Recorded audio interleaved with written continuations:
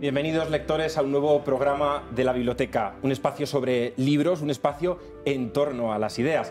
En este programa vamos a hablar con el poeta y narrador, también profesor y filólogo, Daniel Cotta, acerca de su última novela, Alma in vitro, publicada en la editorial Homo Legens. Alma in vitro es una novela de ciencia ficción que nos lleva a una sociedad futura interestelar. Allí, el inspector Oreste Salvatierra tendrá que resolver un caso cuyas implicaciones políticas, incluso religiosas, nadie podría sospechar, ni siquiera el lector. Ficción especulativa, suspense policial, intriga política, una historia trepidante con una importante reflexión de fondo, como toda ciencia ficción que se precie. La maternidad y la fecundación artificial son los temas más importantes de esta novela, una novela para hacerse preguntas sobre el futuro que nos espera como sociedad. Algunos de estos interrogantes se los vamos a plantear enseguida a su autor, Daniel Cotta. Acompáñenos a conocerle y a conocer más sobre esta sugerente novela, Alma in vitro. Nos vamos a nuestra biblioteca. Bienvenido a la biblioteca, Daniel Cotta. Muchas gracias por acompañarnos. Bien hallado, Fernando. Muchas gracias a ti. Vamos a hablar enseguidita sobre la novela y nos vamos a meter de lleno en la trama, pero a mí me gustaría preguntarte antes, Daniel, acerca de tu faceta como escritor y también algunas preguntas más generales sobre la ciencia ficción, que es el género en el que se encuadra esta novela. Yo creo que nos va a ayudar después a profundizar un poco más en la historia en sí. Yo, leyendo tu biografía, he visto que has tocado prácticamente todos los géneros literarios, has metido el pie en el charco de prácticamente todos los tipos de literatura que se pueden hacer. Has escrito ensayo, narrativa juvenil, narración humorística, has escrito ficción especulativa, ciencia ficción, como es el caso de esta novela, y luego, por supuesto, sobre todo has abundado en la lírica, en la poesía, muy galardonado poeta, los dos premios más recientes, el premio Adonais en 2021, el Fundación Fernando Rielo en 2022, hace bien poquito, y muchos lectores, o al menos yo entre esos potenciales lectores, me puedo contar entre ellos, cuando leía La Solapa y leía tu biografía, pensaba, bueno, ¿cómo un poeta, porque al fin y al cabo has hecho más cosas, pero sobre todo has hecho poesía, cómo un poeta termina en la ciencia ficción? Bueno, dice un refrán castellano que quien mucho abarca poco aprieta, y puede que eso me pase a mí, pero digamos que mi afición a la literatura nace evidentemente como poeta. Mi esencia, el aire que respiro yo es la poesía, pero al mismo tiempo tengo otras inquietudes, me asaltan a veces pensamientos, ideas que no puedo traducir a poesía, sino que más bien pueden convertirse en historia. Y entonces cuando de la poesía doy el salto a la narración. Pero no es un salto por experimentar, por probar, es un salto que digamos que sale de mis adentros y hay ideas, hay temas, hay asuntos a los que no puedo darle forma de otra manera que no sea en una narración, en un relato.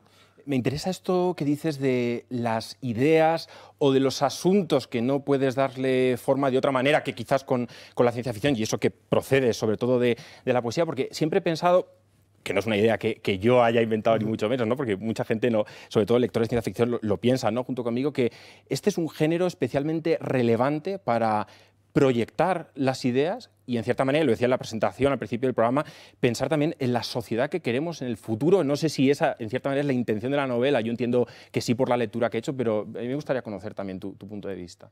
Sí, evidentemente, cuando uno escribe una novela no escribe solamente un asunto, una peripecia, una aventura. En el fondo, o muy en el fondo, o más bien en la superficie, late siempre una intención, una idea, que aunque no sea explícitamente, realmente actúa de vehículo conductor de esa novela. Y a mí en la ciencia ficción he escrito otros géneros también, como novela histórica y, como tú dices, también narrativa humorística, pero la ciencia ficción es un género que es tan libre, da tanto juego para prácticamente inventar y narrar lo que a uno le dé la gana, que se me presentó como un género especialmente apto para presentar ciertos asuntos que son de actualidad, pero proyectados hacia un futuro no muy lejano. Y aunque revista quizá esos asuntos de cierta imaginería espacial, ¿no? de ficción, digamos, más espectacular. Y quizá a veces piensa uno, esto es imposible, esto no podrá ocurrir nunca. Pero me gusta pensar en esas situaciones extremas, cómo reaccionaría, digamos, el ser humano. Porque el ser humano es una especie tan adaptable a toda situación que incluso en situaciones inverosímiles, imposibles, me gusta pensar, bueno, ¿y qué pasaría si ocurriera esto a este personaje en tal situación?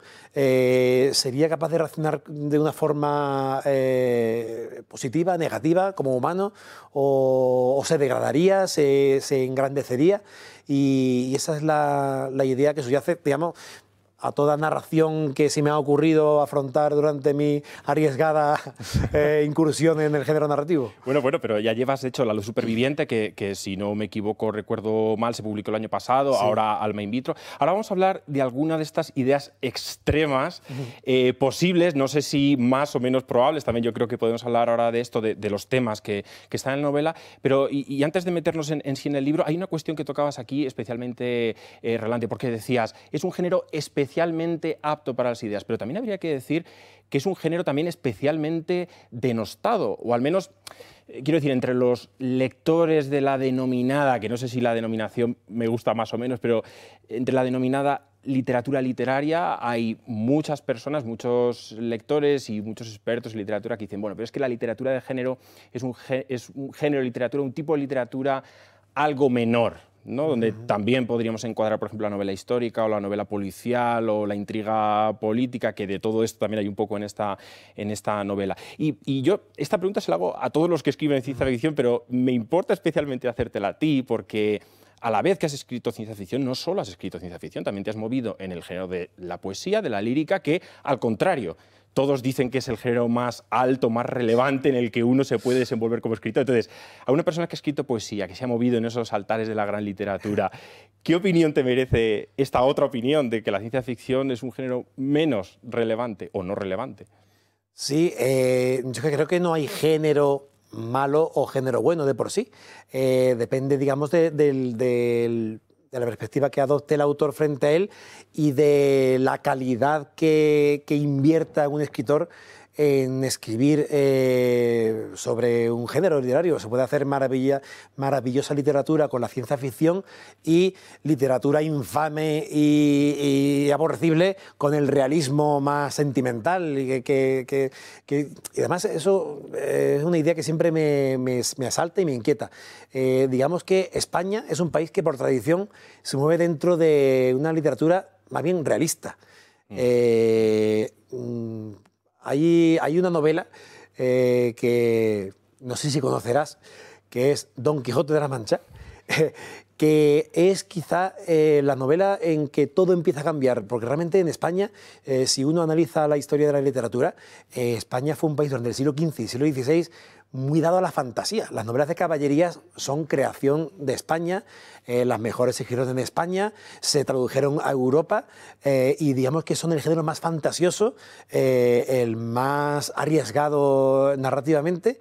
Y sin embargo, cuando llega Cervantes a criticarlas y a burlarse de ellas, parece que es como la muerte de la fantasía en España, y desde Cervantes empieza la novela picaresca, que es el realismo más crudo y más triste, en el que se han escrito maravillas también, pero digamos que España es un país que tiende mucho al realismo, no es como la literatura inglesa, a quien le envidio esa capacidad que tiene para adoptar sin complejos argumentos de ciencia ficción, como puede haber sido pues, el maravilloso J.R.R. Tolkien, con El Señor de los Anillos, que es literatura con mayúsculas, y no hay prejuicios para leer a Tolkien.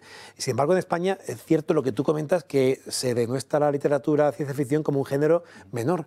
Y aún así tenemos grandes autores españoles de ciencia ficción, aunque es cierto lo que dices, ¿no? que el mundo anglosajón ha dominado durante mucho tiempo, sobre todo en la historia del siglo XX, la literatura del siglo XX, el género de la ciencia ficción. Ahora parece que, como en muchos otros aspectos, China está entrando con la denominada ciencia ficción china, que tienen autores ahí muy destacados y muy sobresalientes, Ken Liu, Cixin Liu.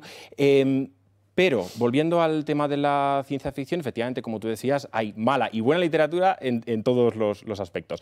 Moviéndonos más en concreto en la novela. Aquí hay un personaje protagonista, y vamos entrando ya en la trama, sin desvelar demasiado para no hacer ningún tipo de spoiler, porque me parece verdaderamente importante no conocer demasiados detalles de esta novela, porque hay muchas sorpresas y muchos giros de guión, por así decirlo, dentro del libro. Pero hay un personaje importantísimo, que es el gran protagonista, aunque hay otros personajes, pero es el gran protagonista, que es Orestes Salvatierra.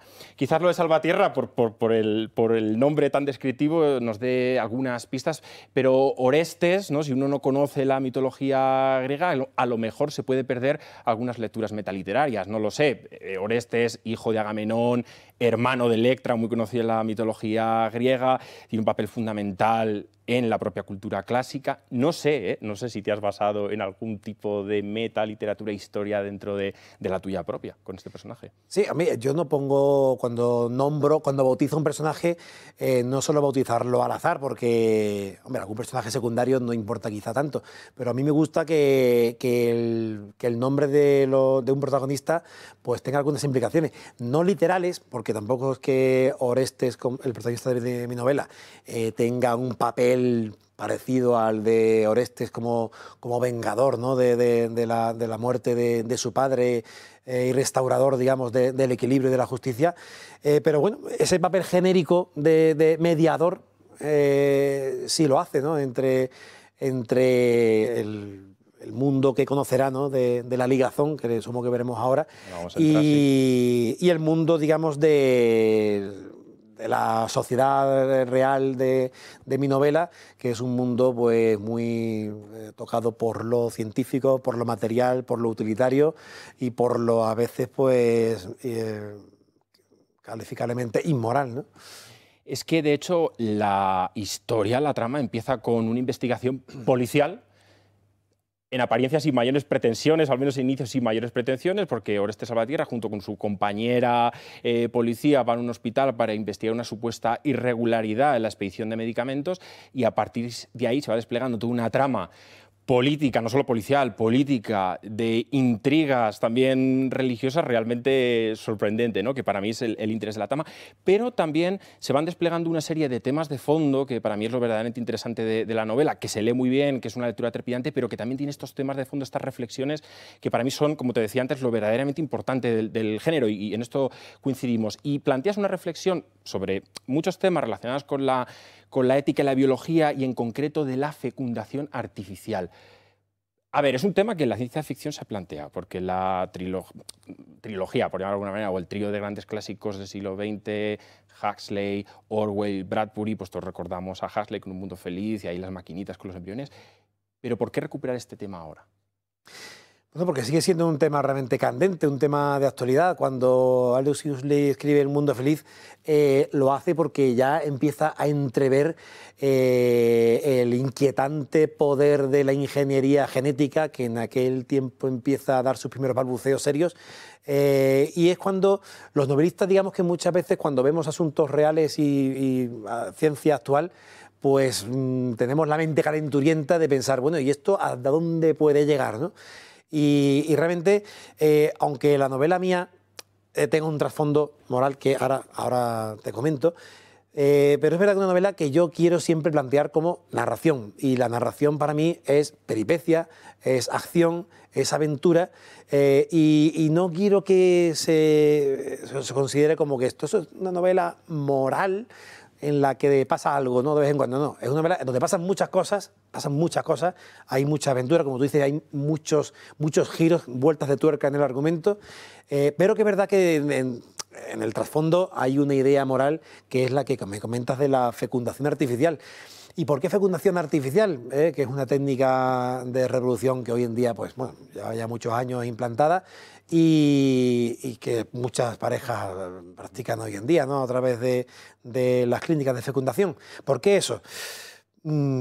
Porque toda manipulación genética, toda ciencia, cuando da un paso más allá, siempre se encuentra con un dilema moral, un dilema ético. Y en el de la fecundación artificial, a mí me parece un dilema ético muy, muy claro, por lo menos desde mi punto de vista. Vamos a volver enseguida a esos dilemas éticos, dilemas morales, que, como digo, me parecen el meollo de la novela. Pero vamos a dar paso un momento a nuestra compañera Blanca, que nos va a contar acerca del Club del Libro y, sobre todo, cómo pueden acceder a este Club del Libro. Si le gusta la buena lectura, está de suerte. Biblioteca Homo Legens le invita a conocer el Club del Libro, un espacio único donde cada mes podrá escoger 2 títulos de nuestro amplio catálogo. Le esperan más de 110 títulos de autores de primera línea como Juan Manuel de Prada, Roger Scruton o Fabrice Hadjat, entre otros. Además, podrá realizar el pago cómodamente mes a mes o realizar un único pago anual. Descubra todas las ventajas de ser miembro del Club del Libro de Biblioteca Homo Legens en nuestra página web homolegens.com o llámenos al 91 005 9942. Le esperamos. Muchas gracias, Blanca, por esa información sobre el Club del Libro. Algunos de estos libros van a pasar, de hecho, por el programa, como por ejemplo Alma in vitro. Volviendo al dilema moral, la gran cuestión o cuestionamiento de la novela. Y antes de volver a darte paso, para que sigamos hablando de este tema, fíjate, por esto que decías de las preguntas que se plantean en la novela. Yo me anotaba aquí algunas que me han surgido a lo largo de la lectura. Por ejemplo, ¿dónde y en qué condiciones se almacenarán los embriones en el futuro si esto sigue adelante y se sigue multiplicando estas técnicas de fecundación artificial?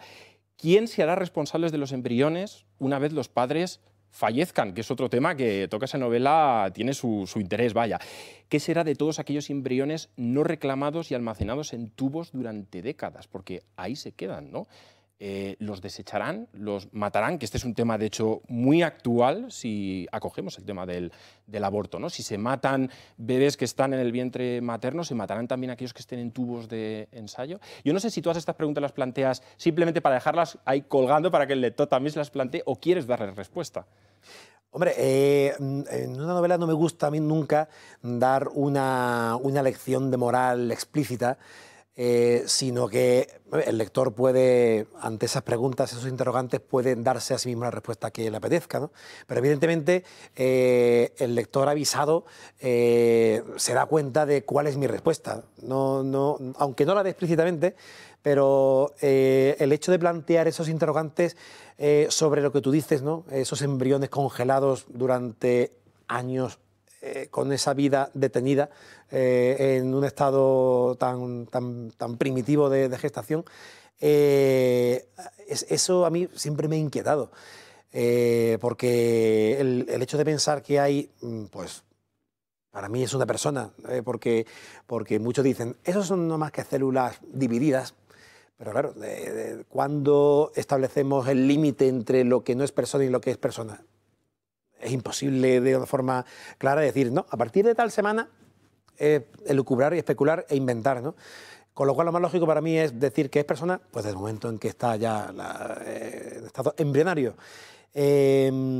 Y el hecho de condenar a una persona, ¿sí?, que tiene horas, días, horas de vida, el hecho de condenar a una persona a algo peor, creo que la inexistencia, porque no se les destruye o se les mata, como tú dices, ni se les deja desarrollarse, con lo cual además, fíjate, hace unos meses se hizo un recuento, una especie de censo en España, que es un país pionero en ese recuento, de la población de embriones congelados que existen ahora mismo en las clínicas de fecundación.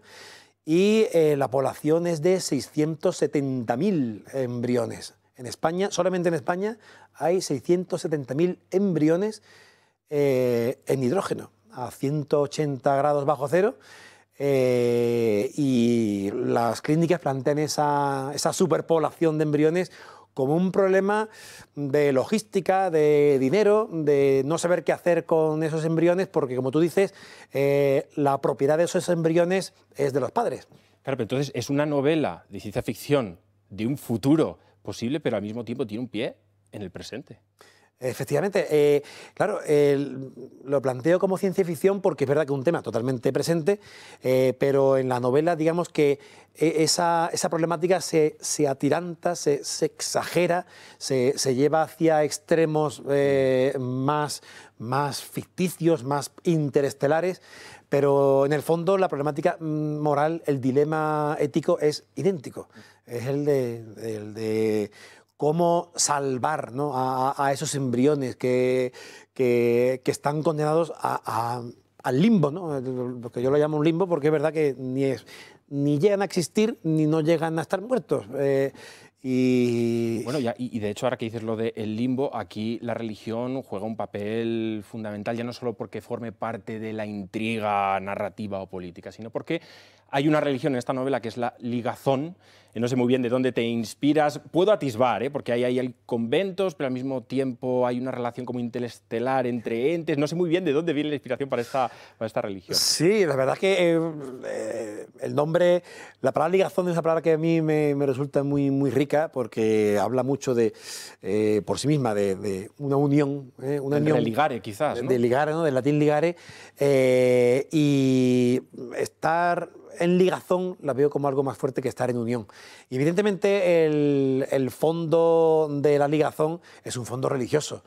Lo que pasa es que como narrador, los narradores muchas veces pues disfrazamos las cosas para darle pues una perspectiva más original, no tan evidente, y evidentemente yo en la ligazón pues late pues algo parecido a la Iglesia, ¿no? A una religión en la que se da mucha importancia a la unión entre sus miembros. No se nombra a Dios en la novela, pero realmente, pues, como dije antes, el lector se da cuenta a las primeras de cambio de que realmente pues, esa ligazón es algo así como Dios, ¿no? Que es esa ligazón, digamos, la fuerza, y aquí entra también lo que es ficticio, la fuerza que hace que esos embriones en estado líquido, estado de congelación, pues sientan y experimenten algo parecido a lo que es una vida, aunque sea en sueños.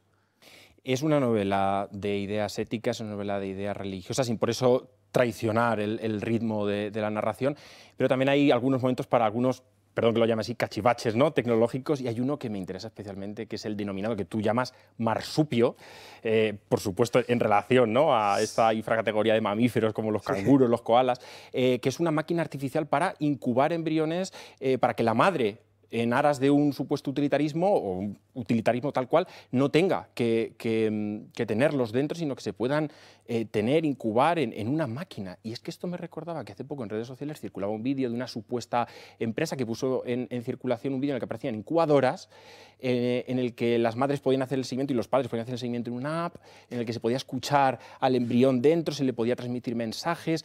Y decía, bueno, este marsupio es que en realidad parece que no existe porque es un prototipo, es un vídeo, es un mock-up, pero está a punto de existir hasta este extremo. Sí, es que no es que sea un escritor visionario, es que realmente cuando uno ve que con la edad a la que un recién nacido puede salir ya al mundo y sobrevivir cada vez es más temprano, ¿no? Porque antes los 7 mesinos eran pues héroes, ¿no?, que conseguían sobrevivir a los 7 meses fuera del vientre materno, pero gracias a Dios la ciencia, la medicina ha evolucionado y es capaz de hacer vivir fácilmente ya a niños con 6 meses, y ya se está llegando a los 5 meses, y esa es la idea que me hizo pensar, bueno, pues en mi novela va a ser desde el principio, ¿no? Y esas máquinas, esos marsupios, que hacen alusión evidentemente a la bolsa de los canguros, pueden representar una realidad que es verdad que hace poco también vi yo esa noticia y pensé, bueno, sí que esto es mi máquina, porque es una idea secundaria de la novela, pero es verdad que una de las protagonistas, una de las personajes de la novela se ve abocada a dejar su gestación en un estado muy, muy, muy temprano y meterla en un marsupio por cuestiones laborales, y se conecta pues mediante una aplicación también, que en la novela se llama Umbilical, y tienen contacto a la madre con su hijo, y la novela lo vende como hoy en día la sociedad vende estas cosas, lo vende como una liberación. Mira, la mujer se puede liberar del embarazo, y yo veo esto como una doble mentira.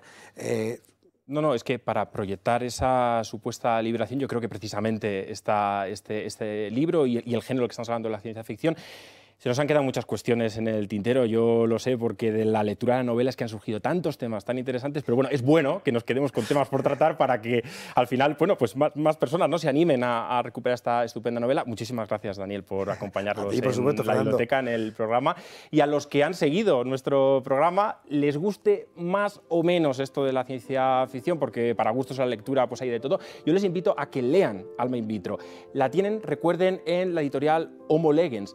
Al margen de toda consideración sobre el género literario, es una novela con una trama que cautiva de principio a fin, con unos tiempos narrativos muy bien medidos, muy bien escrita y además tiene de todo: intriga política, acción policial, imaginación desbordante y, lo más importante, nos deja una reflexión de gran valor sobre temas esenciales de cara al futuro próximo de nuestra sociedad: la natalidad, la experimentación científica, la fecundación artificial, la ingeniería genética. Esta novela trae muchos interrogantes sobre estos asuntos, interrogantes para pensar. Esa es la buena literatura, vaya. Y hasta aquí la entrevista. Nosotros les vamos a esperar aquí mismo, entre libros, en la biblioteca, como buenos lectores que somos. Si usted también lo es, nos veremos en el próximo programa. Muchas gracias y hasta entonces, felices lecturas.